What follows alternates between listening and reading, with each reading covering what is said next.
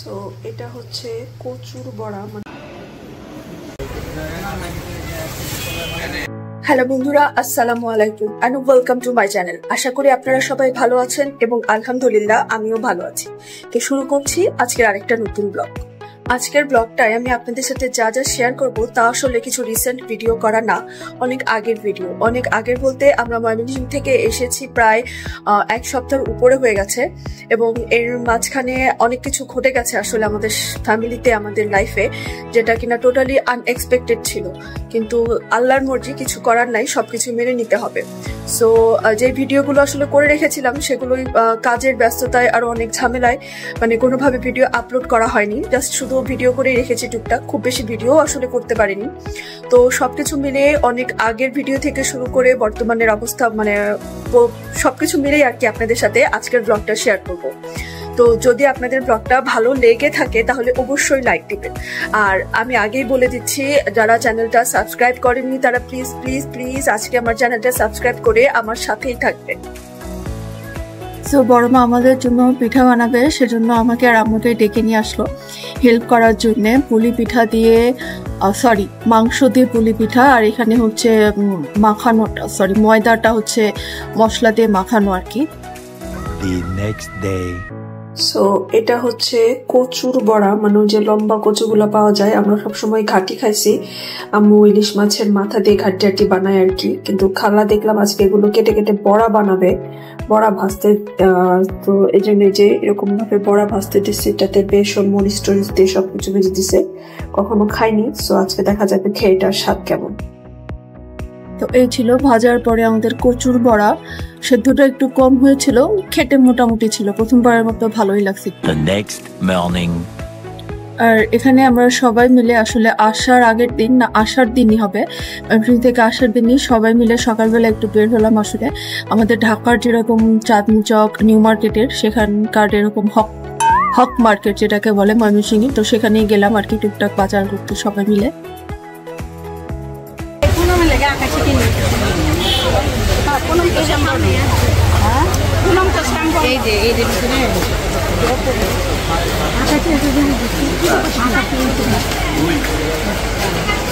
কই যাও?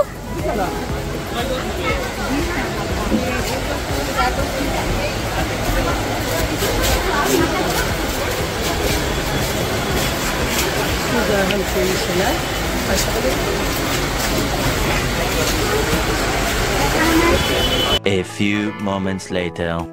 এখানে বড় মা আমাদেরকে ময়মনসিংহের স্পেশাল হাড়ি ভাঙ্গা মিষ্টি খাওয়ানোর জন্য মিষ্টির দোকানে নিয়ে গেল।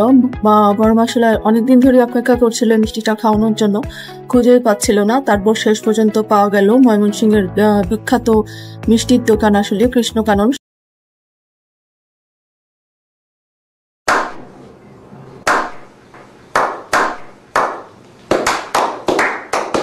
সবাই চেনেন, যারা ময়মনসিংহের বাসিন্দা বা ময়মনসিংহ সম্পর্কে বেড়াতে গেছেন তারা সবাই হয়তো মিষ্টির দোকানটা চেনেন। তবে মিষ্টিগুলো খেতে খুবই মজা ছিল। কৃষ্ণা কেবিন, কৃষ্ণকানন না।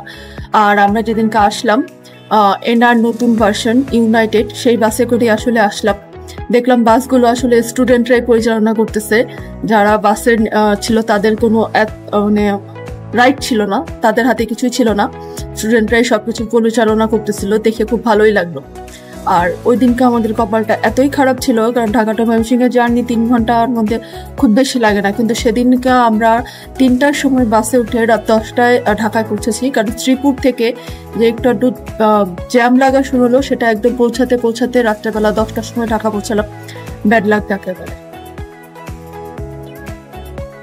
2000 years later. আর এখানে অ্যাজ ইউজুয়াল আমার ভাই বন্যার্থদের জন্য ত্রাণ সংগ্রহের ভলান্টিয়ারের কাজে চলে যায়। তাদের বিশ্ববিদ্যালয় থেকেই এই ত্রাণ সংগ্রহ করা হচ্ছিল। তো সেও আর এই কাজে পিছিয়ে নেই, যেহেতু সে ভলান্টিয়ারের কাজ করতে খুব পছন্দ।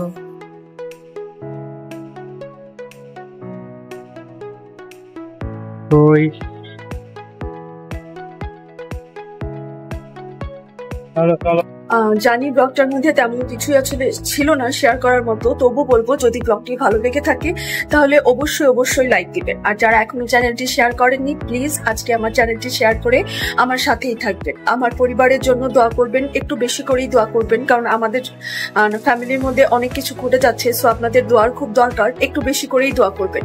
নিজের পরিবারেরও খেয়াল রাখবেন। আল্লাহ হাফেজ।